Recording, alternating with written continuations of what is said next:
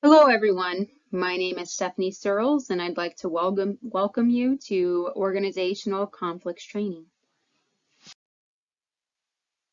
The objectives of today's training includes describing organizational conflict, identifying the causes of organizational conflicts, as well as the types of organizational conflicts, the impact of organizational conflict, as well as how to, go about resolving organizational conflicts. So what is organizational conflict? As an organization, we have different personalities or worldviews which can collide, and thus arguments inevitably arise. Usually, the leadership and or management manage these interpersonal conflicts with informal mediation or by reassigning personnel to different sections. At times, though, the conflict can affect the organization as a whole, which can either hinder the performance or offer a chance for improvement. As such, that means that these impacts can either be negative or positive. Organizational conflict can therefore be described as a disagreement by individuals or groups within the organization. This can center on factors ranging from resource allocation and divisions of responsibility to the overall direction of the organization. One example can include, a conflict between management and the subordinate staff arising from demands to increase employee pay. Some of the causes of organizational conflicts include, for starters, perhaps an unclear understanding of, responsibility. If there's a lack of clarity regarding who is responsible for which section of a task or project, conflict arises.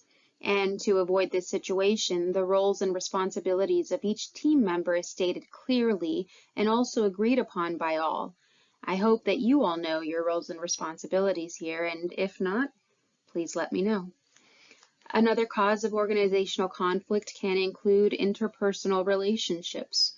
Every member of an organization possesses different personalities, which plays a crucial role in resolving conflict.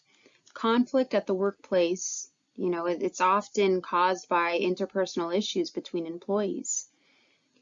There's also the scarcity of resources that can contribute to organizational conflicts.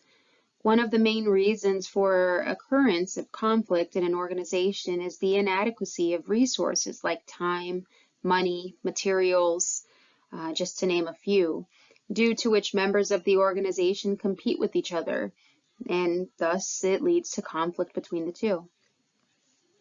You may have heard a more popular one, which is known as conflict of interest. When there is a disorientation between the personal goals of employees and the goals of the organization, conflict of interest arises, as the individual may fight for his personal goals, which hinders the overall success of the organization.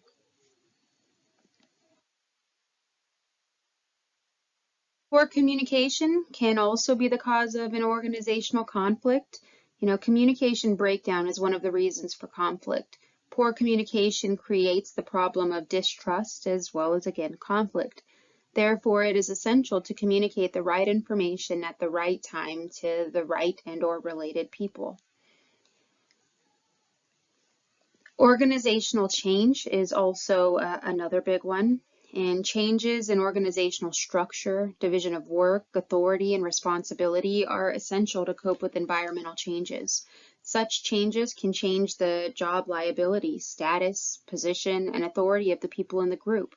It can change the formal relationship and job responsibility of group members. This also may be one of the reasons for conflict among group members of the organization. So we've previously discussed causes of organizational conflicts. Now let's talk about different types. There's a relationship conflict, the conflict arising out of interpersonal tension amongst employees, which is truly just concerned with the relationship intrinsically, not the project at hand. There's task conflict that may arise. This is when there is a discord among members regarding the nature of the work to be performed. Again, that would be a task conflict. There's process conflict. This means there's a clash amongst the team members due to the difference in opinions on how work should be completed, and how it's done. Organizational conflict can also be a personal conflict, one that exists between two people because of mutual dislike. The intra-group conflict is one that's arising out of a lack of liberty, resources, etc. in a group. And intergroup conflict is one that exists between two groups.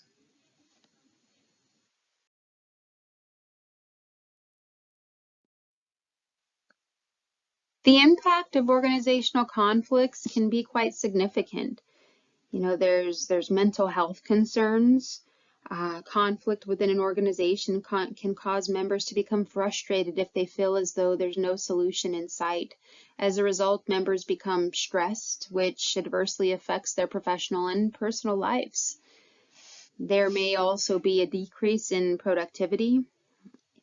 Having an organizational conflict causes members to focus less on the project at hand and more on gossiping about said conflict or venting about frustrations. It also impacts employee turnover.